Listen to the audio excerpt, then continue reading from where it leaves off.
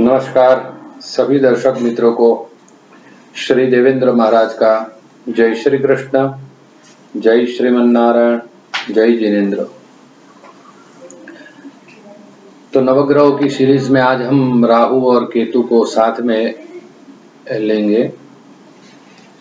राहु महाराज की सबसे पहले उत्पत्ति कैसे हुई? समुद्र मंथन जब हुआ तब अमृत निकला, जहर शिव जी ने पिया और अमृत सभी देवताओं ने आपस में लेने का निर्णय किया। राहु नाम का जो दैत्य था उसको ऐसा लगा कि मैं भी यदि जो अमृत का पान कर लूं तो मैं भी अमरत्व को प्राप्त कर लूंगा। तो मोहिनी स्वरूप में जैसे वार्ता आप सबको मालूम है, मोहिनी स्वरूप में भगवान नारायण सबको अमृत कलश में से सबको पान करवा रहे थे। तो उसमें देवताओं के बीच में राहु बैठ गए और उन्होंने भी अमृत का पान किया। लेकिन जब सूर्य और चंद्र ने कहा, सूर्य और चंद्र के बीच में राहु महाराज बैठे थे, उन्होंने भगवान की चुगली की, राहु महाराज की चुगली की भगवान से कि ये दैत्य है। भगवान ने सुदर्शन चक्र से उनका मस्तक छेदन किया ताकि वो अमृत नीचे तक न जा सके, लेकिन मुंह में तो आ गया, देवताओं की पंक्ति में आ गए। तब से आधा भाग जो है सर का, मस्तक का जो भाग है वो राहु और उसके नीचे का भाग है वो केतु। राहु महाराज मन के विचार के कारक है, चंद्र है वो मन का कारक है और मन के अंदर जो विचार चल रहे हैं उसके कारक राहु महाराज। और डर, भय, चिंता ये राहु महाराज करवाते हैं।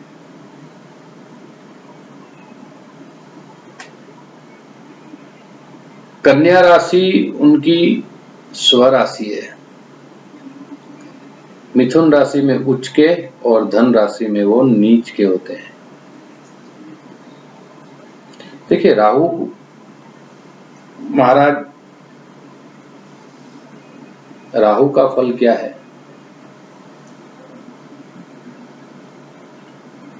तरंगी विचार, काल्पनिक दुनिया, मैं ऐसा करूंगा, ये करूंगा तो ये हो जाएगा, ये करूंगा तो ये हो जाएगा, ये राहु महाराज का लक्षण है। राहु महाराज, राहु जिस स्थान में जिस ग्रह के साथ बैठेंगे वो स्थान का फल हर लेंगे। सबसे पहले राहु महाराज किसके साथ बैठे, किस ग्रह के साथ युति में हो तो क्या फल? सूर्य के साथ राहु हो तो ग्रहण योग होता है और चंद्र के साथ राहु हो तो भी ग्रहण योग होता है। ग्रहण योग हो तो क्या करना चाहिए? जिसकी कुंडली में यदि ग्रहण योग है तो उनको शिव की उपासना करनी चाहिए। प्रत्येक पूर्णिमा, जिसको चंद्र राहु है उनको पूर्णिमा, जिसको सूर्य राहु है अमावस्या, शिव जी की खूब उपासना करें। विशेषकर जब ग्रहण काल हो उस समय शिव जी के मंदिर में काला वस्त्र लें, उसके अंदर थोड़ी सी खिचड़ी डालें। खिचड़ी मतलब मूंग की दाल और चावल, उसको हम लोग खिचड़ी कहते हैं, कच्ची, पकी हुई नहीं, वो डालें। एक नारियल, 5 रुपया, 2 रुपया का सिक्का, वो डाल के एक पोटली बना लें और वो भगवान शिव जी के मंदिर में रखना है ग्रहण के दिन। उसी तरह यदि जिस व्यक्ति की कुंडली में राहु द्वारा कोई पीड़ा है, जब राहु तकलीफ देते हैं, खासकर जब नीच का राहु हो, शत्रु क्षेत्री हो, शत्रु के साथ शत्रु के ग्रह में बैठे हो, तो बहुत ही विकृत, बहुत ही खराब परिणाम देते हैं। तो ऐसे व्यक्ति को शिव जी की उपासना खूब करनी चाहिए, क्योंकि राहु शांत शिव जी के पास ही होते हैं, क्योंकि उनके गुरु दैत्याचार्य शुक्राचार्य है। राहु शुक्र के साथ हो, शुक्र अच्छा हो तो बहुत उच्च का फल, बहुत उच्च का, बहुत अच्छा फल। यदि वही शुक्र यदि नीच का हो या खराब ग्रह में हो, खराब स्थान में हो, खराब दृष्ट हो, तो बहुत खराब फल देता है। तो ग्रहण योग जिनको हो उनको शिव जी की उपासना करनी चाहिए। अगर आप सामर्थ्यवान हैं तो आप शिव जी का लघु रुद्र घर में करवाइए। 8 ब्राह्मण 11 ब्राह्मण आके भगवान शिव जी की रुद्राष्टाध्यायी का पाठ होता है, 200-250 मंत्रों होते हैं, उसका पाठ होता है। शिव जी के ऊपर विविध वस्तुओं से अभिषेक होता है। वो हम अगला वीडियो जब अभी श्रावण मास आ रहा है तब हम उसका वर्णन करेंगे, शिव जी की उपासना कैसी करनी चाहिए। तो सूर्य राहु हो तो उनको शिव उपासना करनी चाहिए। राहु और सूर्य, चंद्र और राहु साथ में हो तो उनको शिव जी की उपासना के साथ उनका जप भी करना चाहिए, दान देना चाहिए।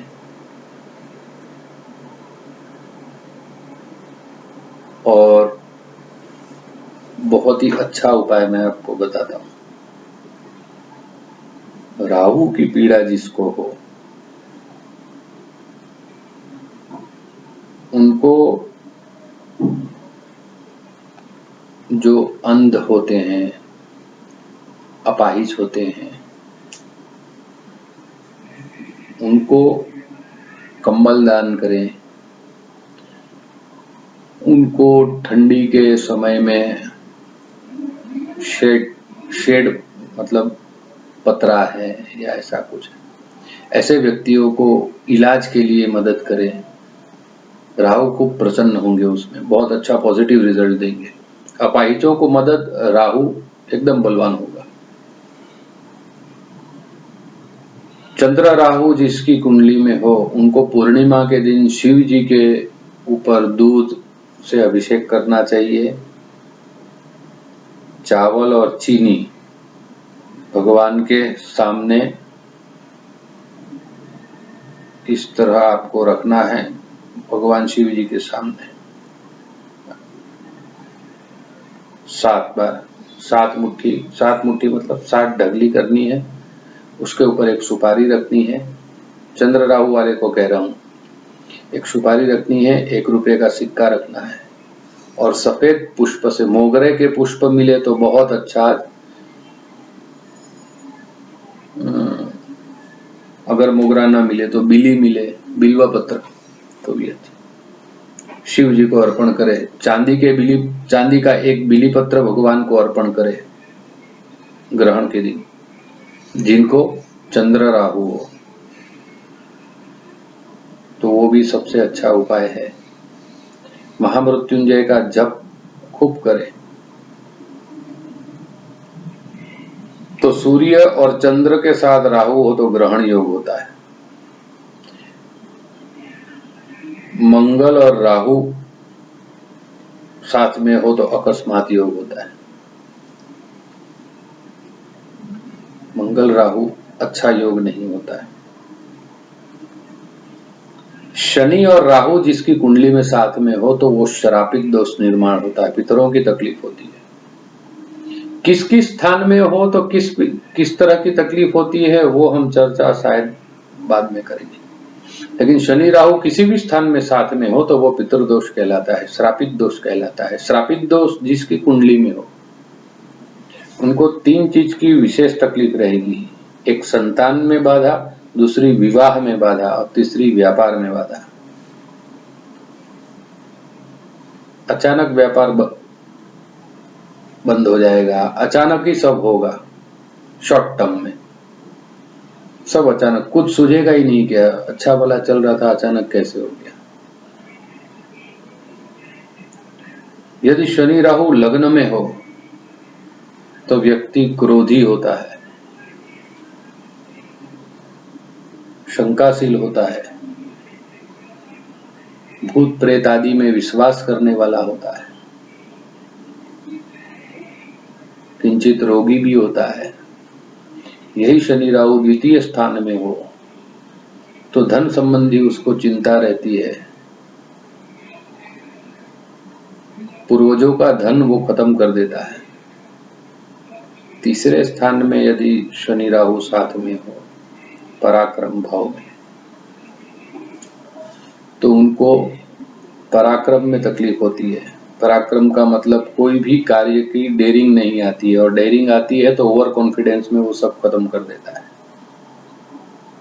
चतुर्थ भाव में शनि राहु साथ में हो तो पिता के ऊपर कष्ट रहता है, कोई ऐसी श्रापित भूमि आ जाती है जिसकी वजह से वो भूमि लेने के बाद उनकी तकलीफ चालू हो जाती है। पंचम भाव में शनि राहु हो तो संतान में बाधा होती है, पितृदोष निर्माण करता है, भयंकर पितृदोष निर्माण करता है। यदि संतान हो तो मिसकरेज हो जाता है। छठे भाव में शनि राहु हो छठे भाव में शनि के साथ तो शत्रु के ऊपर विजय प्राप्त होता है, लेकिन जो भी रोग देता है वो लंबा चलता है। सप्तम भाव में हो तो दाम्पत्य जीवन में तकलीफ होती है, स्त्री के ऊपर तकलीफ होती है।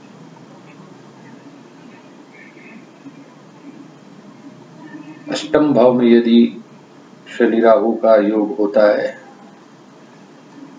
ये साधारण चर्चा चल रही है, उसके ऊपर यदि शुभ ग्रह की दृष्टि हो तो उसका फल विपरीत भी होता है। ये साधारण बात चल रही है। अष्टम भाव में हो तो उनको लॉन्ग ड्राइव में थोड़ा संभालना पड़ता है।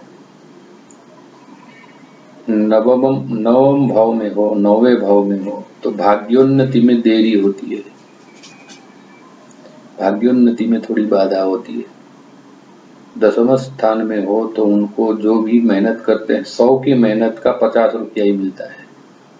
11वां स्थान लाभ स्थान, जो उनको रिटर्न मिलना चाहिए वो उनको अपेक्षाकृत थोड़ा कम मिलता है।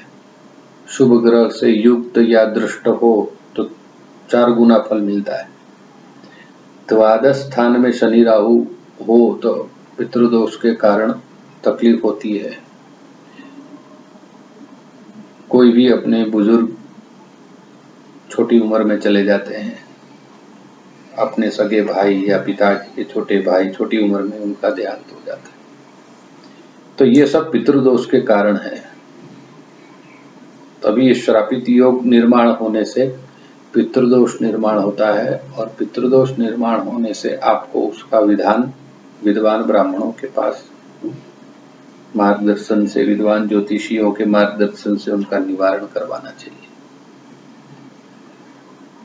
गुरु और राहु साथ में हो तो चांडाल योग निर्माण होता है। कभी कभी ये चांडाल योग बहुत टॉप पर भी ले जाता है, और ये कभी कभी सीधा ऊपर से नीचे भी पटक देता है। टॉप पर ले जाता है, लेकिन वो टॉप पर ले जाने के बाद ये घूम जाता है, फिर वापस नीचे आ जाते आदमी। गुरु राहु का चांडाल योग निर्माण, चांडाल जैसे विचार हो जाते हैं, चांडाल जैसे कृत्य हो जाते हैं। अच्छे स्थान में हो, अच्छे ग्रह के दृष्ट हो तो अच्छा फल देता है। राहु उपचय स्थान में बहुत अच्छा फल देता है।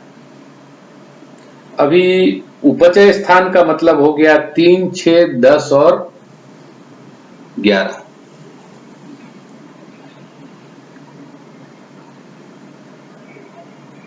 अच्छा फल राहु शुक्र के साथ भी देता है, राहु काल सर्प योग का बहुत बड़ा मूल कारण होता है।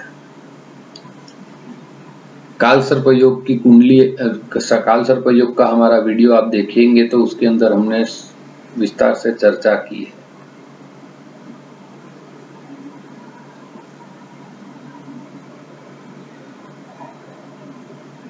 पंचम भाव में यदि राहु हो या पंचम भाव में दृष्टि राहु की हो तो पितृदोष भयंकर निर्माण होता है।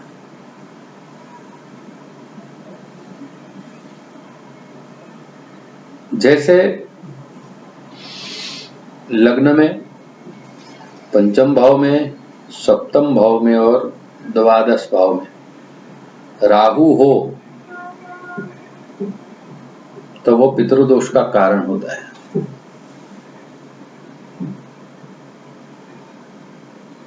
पर कभी कभी यह राहु आदमी को बहुत टॉप में भी ले जाता है। पितरों की कृपा यदि उसके ऊपर बरस जाए तो असाधारण सफलता उनको प्राप्त होती है। खासकर विदेशों में भी उनको बहुत ज्यादा सफलता प्राप्त होती है। लेकिन 12वें स्थान में शनि राहु के कारण कभी कभी विदेशों में उनको गलत आरोप की वजह से जेल योग भी करवाते हैं, कभी बंधन योग भी करवाते हैं, कभी कभी तकलीफ, गलत आरोप लग जाता है। ग्रहण योग जिसकी कुंडली में हो उनको विशेष रूप से विदेशों में बहुत संभाल के रहना चाहिए। जो लोग विदेश में विदाउट ग्रीन कार्ड या ऐसे कुछ जो छुप के रहते हैं उन लोगों को बहुत तकलीफ देती है। ग्रहण योग, 12वें स्थान में शनि राहु का योग, पंचम भाव में शनि राहु का, लग्न में शनि राहु का, इन 3 स्थानों में जिनको शनि राहु साथ में हो और विदेश में वो यदि ग्रीन कार्ड होल्डर नहीं है तो वो बहुत संभाल के रहें, बहुत ही सावधानी पूर्वक है। या राहु की दशा में या शनि की दशा में उनको विशेष तकलीफ रहती है। राहु महाराज जिनके द्वारा जो यदि पीड़ा हो राहु केतु, तो शुक्रवार और शनिवार को बहुत ध्यान से सुने, शुक्रवार और शनिवार को उड़द को बॉईल कर लें, कुकर में 2 सीटी मार लें और उसके बाद ठंडा करके शनिवार और शुक्रवार को आप मछलियों को समुद्र में वो उड़द खिलाएं। बहुत अच्छा फल मिलेगा, बहुत बहुत अच्छा, करके देखें। उपाय बहुत हैं। उपाय तब फल देते हैं जब आपके कर्म अच्छे हो जाए। ध्यान से सुनिएगा, कोई भी उपाय तभी ही फल देते हैं जब कर्म अच्छे हो। जिस तरह ऑपरेशन वही सक्सेस होता है, वो ऑपरेशन उसका ही सक्सेस होता है और शरीर में आनंद उसको ही आता है ऑपरेशन के बाद जिसकी परहेजी अच्छी होती है। ऐसे ही राहु का है, शनि का और राहु का ऐसे ही है। अपनी जरूरतें कम कर दीजिए। जरूरतें जितनी कम करेंगे उतना आपको सरवाइव करने में आसान होगा। जितनी जरूरतें कम करेंगे उतनी ही आपको सरवाइव करने में आनंद आएगा। बहुत संभल के, विनम्रता के साथ और सोच के कह रहा हूं। सरवाइव का जो समय होता है उस समय में आपका संयमित जीवन ही आपका सबसे बड़ा शस्त्र होगा।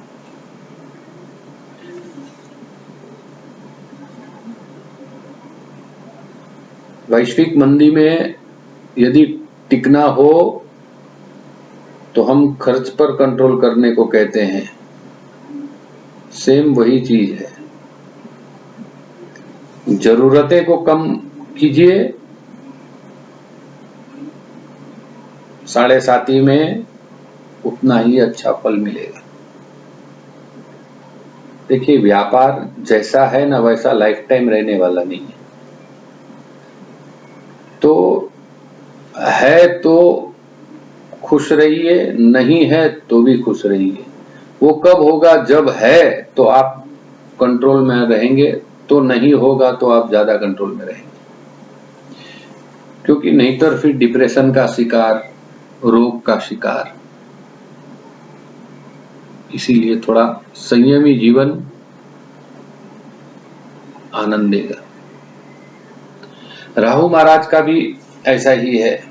राहु के द्वारा तकलीफ है, यदि आप सामर्थ्यवान हैं तो आप लघु रुद्र करवाइए, प्रत्येक अमावस्या को लघु रुद्र करवाइए। अगर आप कैपेबल है तो लघु रुद्र करवाइए, कैपेबल नहीं है तो रुद्री का पाठ करिए, स्वयं पाठ कीजिए, राहु महाराज का खूब दान कीजिए, भगवान शिव जी को मूली चढ़ाइए बुधवार के दिन,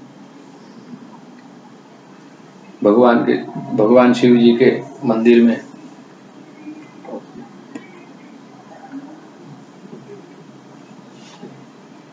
जितना हो सके उतना आप ध्यान करिए, जितना मेडिटेशन करेंगे उतना ही ये सब आपको पॉजिटिव रिजल्ट देगा।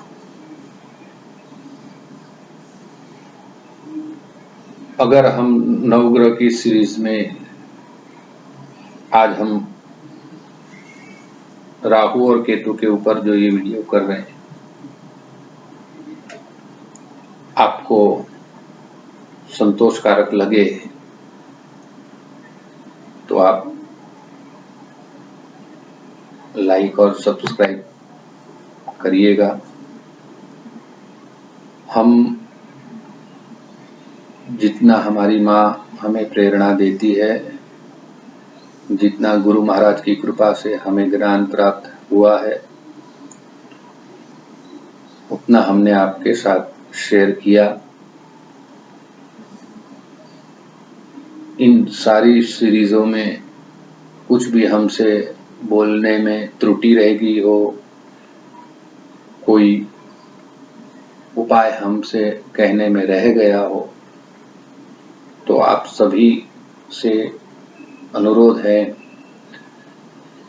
अपना मित्र, अपना सखा, अपना छोटा भाई, अपना बड़ा भाई समझकर उसको आप क्षमा करेंगे।